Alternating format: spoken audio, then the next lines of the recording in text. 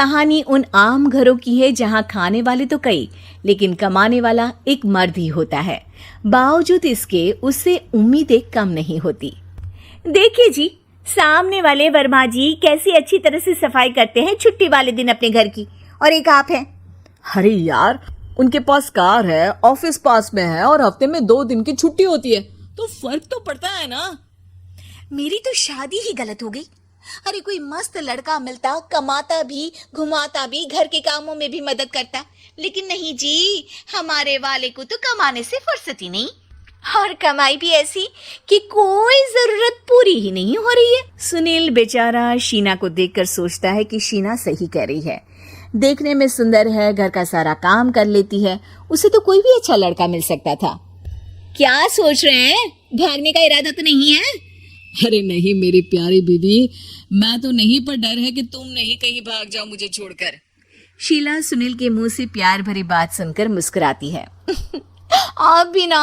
सुनील एक दिन ऑफिस से घर आता है कि तभी शीना कहती है, सुनिए जी, वो मेरी सहेली आई थी, सारा दिन वो लोग यहीं थे, अब जा रही थी तो मैंने कहा नहीं नहीं, मेरे पति छोड़ आएंगे ना तुम्हें, तो रोक लिया मैंने। सुनील थोड़ी देर कुछ सोचता है, फिर कहता है, ठीक है, मैं कपड़े चेंज करके आता हूँ। अरे तेरे पति को तो लग रहा है कि अच्छा नहीं लगा। अरे नहीं नहीं, ऐसी कोई बात नहीं है, रुको मैं अभी उन्हें घर के कपड़े देकर आती हूँ। शीना अंदर जाती है जहाँ सुनील पलंग पर लेटा होता है। अरे क्या मजाक है, वो कह रही है कि आपने मुंह बना लिया। सही तो कह रही है, सुबह से अब ऑफिस से लौटा हूँ, एक कप चाय का तो पूछा नहीं, 20 किलोमीटर जाओ और आओ, और फिर कल उसी टाइम पर ऑफिस। अरे यार, मुझे गाड़ी चलानी आती ना तो बोलती भी नहीं आपको, और कौन सा रिक्शा खींच कर जाना है आपको। सुनील अब क्या बोलता। रात देर से आता है और सो जाता है। अगले दिन शरीर दर्द हो रहा है। अरे तो मत जाओ ना ऑफिस, चलते हैं ना मार्केट घूमने, पिक्चर देखेंगे और रात में खाना खाकर घर वापस। सुनील जब सारे दिन की थकान वाला शेड्यूल सुनता है तो वो सीधे सीधे ऑफिस के लिए तैयार हो जाता है। अब आए दिन शीना की डिमांड बढ़ती ही चली जाती है और सुनील उसको पूरा भी करता। लेकिन एक दिन, ए जी, मेरा भाई आ रहा है, उसे 2 लाख रुपए की जरूरत है। हाँ तो मैं क्या करूँ शीना, मेरे पास इतने रुपए नहीं है। हाँ हाँ पता है नहीं है, लेकिन किसी से लेकर तो दे सकते हो ना। अरे मैं किससे मांगू, मेरे तो जानने में भी कोई नहीं है जिसके पास इतनी बड़ी रकम हो। तभी वहां शीना का भाई शीनू आ जाता है। जीजा जी कैसे हैं आप? अब मैं ठीक हूँ शीनू, अचानक इतनी बड़ी रकम की जरूरत कैसे पड़ गई? अरे जीजा जी, वो बिजनेस शुरू किया ना, तो उसके लिए पैसे की जरूरत है, काफी हो चुका है, थोड़ा पैसा बचता है तो मैंने सोचा आपसे ले लूं। अब देखो, मेरे ऑफिस में कुछ लोग हैं जिनकी सेविंग अच्छी है, मैं उन लोगों से बात करके देखता हूँ। सुनील ऑफिस से किसी से पैसे लेकर शीना को दे देता है।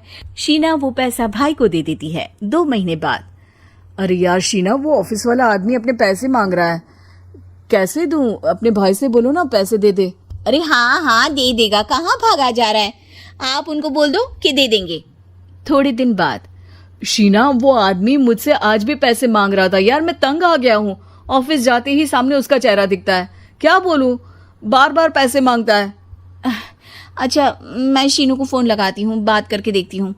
शीना भाई को फोन करती है लेकिन वो फोन उठाता ही नहीं।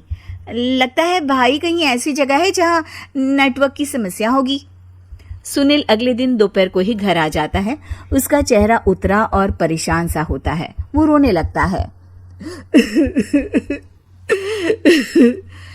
अरे क्या हुआ जी, आप इतना परेशान क्यों हैं? सब ठीक तो है ना? अरे नहीं शीना, कुछ ठीक नहीं है, मैं ठीक नहीं हूँ। तुम्हारे भाई के लिए मैंने जो पैसे लिए थे, उस आदमी ने आज भरे ऑफिस में सबके सामने मेरी बेइज्जती कर दी। सबके सामने आज मैं कर्जदार बनकर खड़ा था। मैंने हर वो प्रयास किया घर चलाने के लिए जो मैं कर सकता था, लेकिन अब नहीं होगा। वो फिर रोने लगता है। अरे आप तो औरतों की तरह रो रहे हैं, मर्द हैं आप। क्यों? आदमी के सीने में दिल नहीं होता, या फिर वो इंसान नहीं मशीन होता है? अरे मैं थक चुका हूँ शीना, तुम समझती क्यों नहीं? मैं भी शारीरिक और मानसिक रूप से थकता हूँ, मैं भी आराम करना चाहता हूँ, सुकून चाहता हूँ। मैं अब कुछ नहीं कर सकता। कुछ नहीं। वो बैठ जाता है। शीना पति को हैरान परेशान देखकर चुप हो जाती है। अगले दिन, सुनिए, ये लीजिए 2 लाख रुपए, उस आदमी को दे दीजिए और बोल दीजिए कि आज के बाद किसी को पैसे के लिए बेइज्जत ना करे। सुनील पैसे देखकर राहत की सांस लेता है। अरे शीना, तुमने तो मेरा बहुत बड़ा काम कर दिया। अब मैं शान से ऑफिस जा सकता हूँ, लेकिन ये पैसे आए कहाँ से? ये पैसे मैंने अपने गहनों को गिरवी रख कर लिया है। तुम ठीक रहो, निश्चिंत रहो, मैं बस यही चाहती हूँ। मुझे माफ करना, पर अब मैं समझ चुकी हूँ कि मर्द को भी दर्द होता है।